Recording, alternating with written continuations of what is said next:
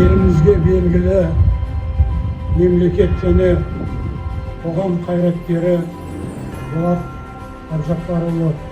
Жылқышиевтің демеушілігімен бүгін мынау ауылымыздағы бекасы Болат ұлының жалпы білім беретін мектебінің жанында спорт кешенін ашқалы отырмыз. Аудан тұрғындары үшін ерекше қуанышты күн. Бүгін өздеріңізбен бірге осы жаңа спорт кешенінің ашылуына қатысып, азаматтардың қуанышын бөлісіп отырмыз. Төлеби Ауданының тұрғындары ауданда міне үлкен қуаныш болып жатыр. Күндеуіне олардың қолұшын созып, маған тілекші болды. Оны қандай керемет мектеп